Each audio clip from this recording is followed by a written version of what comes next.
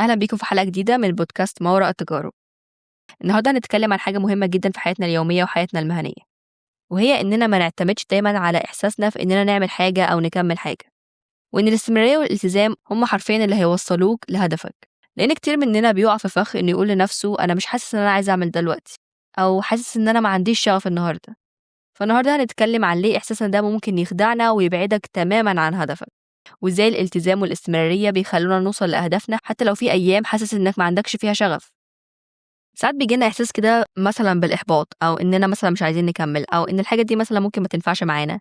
بصراحة حاجات كتير عملتها وبدأت فيها، وكان بييجي عليَّ فترات أحس لأ، إن أنا مش عايزة أكمّل الحاجة ديّة، أو مش حاسة إن أنا عندي شغف النهارده مثلًا إن أنا أتعلّم حاجة، إن أنا أقرأ حاجة، إن أنا أذاكر النهارده، إن أنا أطوّر من نفسي.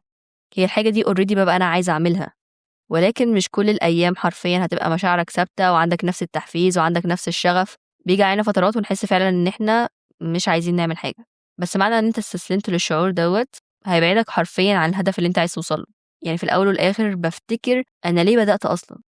كمان برضه لمّا تعدّي عليك الفترات ديّة وتحس مثلًا بالإحباط أو تحس مثلًا بالخوف، أو لو حاجة جديدة خالص وأنت حاسس بالخوف إنك تجرّبها، ده هيفيدك جدًا حتى لو أنت مثلًا ما وصلتش لسه للهدف اللي أنت عايز تحققه. هيعلّي عندك ثقتك بنفسك، وطبعًا هي الثقة دي مش حاجة أنت بتكتسبها من يوم وليلة، أو مش بتبقى واثق فتبدأ، لأ، أنت بتبدأ رغم المشاعر مثلًا الخوف أو القلق أو التردد اللي عندك، وواحدة واحدة لمّا تعوّد عقلك إن أنت بتسعى وبتكمّل أيًا كانت النتائج، ده بيعلّي الثقة عندك إن أنت تجرّب حاجات جديدة. كمان هيزوّد عندك الأريحية في إن أنت تشتغل في الحاجة دي بعد كده. يعني مثلًا في الأول لمّا بدأت حوار الcontent creation دوّة، ما كانش عندي مثلًا نفس الأريحية اللي عندي دلوقتي.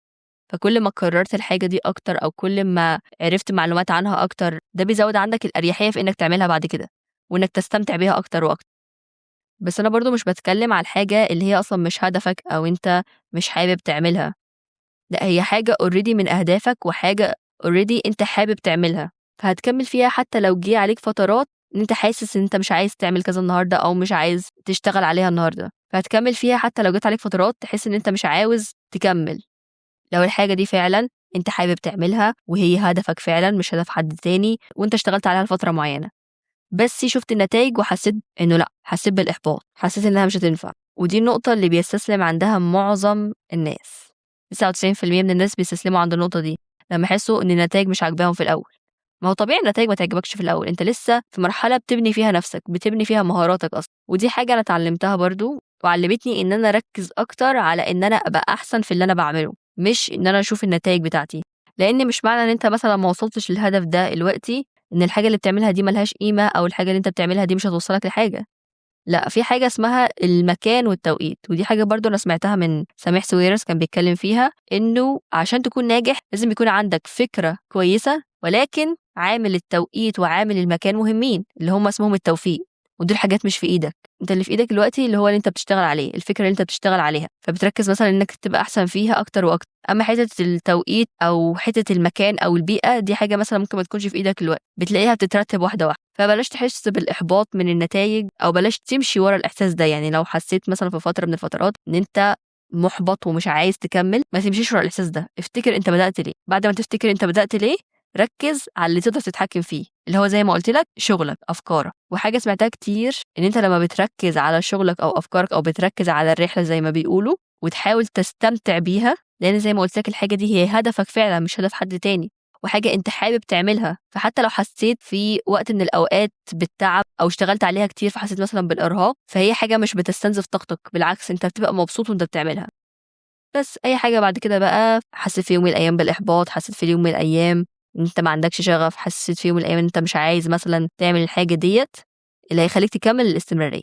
طيب نقول بقى حاجات بتساعدك على الاستمرارية أو الالتزام.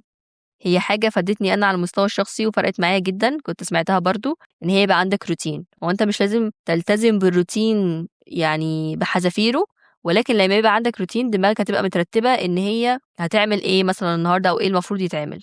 يعني مثلًا check list كده أو أي ورقة، وقسّم مثلًا الأسبوع والحاجات اللي أنت المفروض تعملها أو العادات اللي أنت بتعملها في اليوم دوّة عشان تحقق الهدف بتاعك، بتتابع العادات بتاعتك، بتشوف أنت عملت إيه النهارده وكده. وبصراحة الحاجة دي فادتني جدًا ورتّبت دماغي أكتر، زي ما تكون عامل لنفسك خطة، إن أنت هتبقى أحسن ب1% كل يوم في الحاجة المعينة دي. وخلاص قدامي أنا مثلًا الcheck list أو الورقة بتاعتي، سواء مثلًا أكل كويس، سواء مثلًا أنت بتذاكر أو بتقرأ أو بتشتغل على مشروعك أو هدفك اللي أنت عاوز توصل له، كل الحاجات دي أنت بتتابعها بمتتبع العادات ده أو الhabit tracker. لو رجعت للماضي كده في حاجات فعلًا أنا لمّا مشيت فيها ورا إحساسي تعبت جدًا في حياتي نفسيًا وجسديًا، ما عملتش أي حاجة حرفيًا، ضيّعت وقت كتير جدًا، فإن أنا كنت عايشة جوّه دماغي في أفكار وسيناريوهات سودا. أنت لمّا بتسيب نفسك لدماغك ولإحساسك هتبدأ تنزل واحدة واحدة لقاع القاع حرفيًا. فالحاجة دي علّمتني كتير إن أنا مش شرط دايمًا أبقى أمشي ورا إحساسي، لإن إحساسي ده جاي من التجارب اللي حصلت في الماضي، وأنا دلوقتي عايشة الحاضر وعايزة أبني حاجة فعلًا لقدّام. هو طبيعي أنا مش هاتجاهل الحاجات دي، مش هتتجاهل المشاعر دي ولا هتهرب منها، لأ بالعكس أنت هتحاول تفهم نفسك أكتر وتعرف إيه سبب المشاعر دي، لإنك بشر وعادي تحس مثلًا بمشاعر غضب، عادي تحس بمشاعر حزن، عادي ساعات تحس بمشاعر إحباط، بس عشان المشاعر دي ما تطوّلش أو ما تكتمهاش جواك، لازم تعرف سببها إيه. خلاص أنا عرفت سببها إيه، عرفت أصل المشكلة، خرّجت المشاعر دي سواء مثلًا إني اتكلمت مع حد أنا باثق فيه، أو سواء مثلًا أنا جبت ورقة وقلم وقعدت أكتب أفكاري والكلام ده كله والله بيساعد.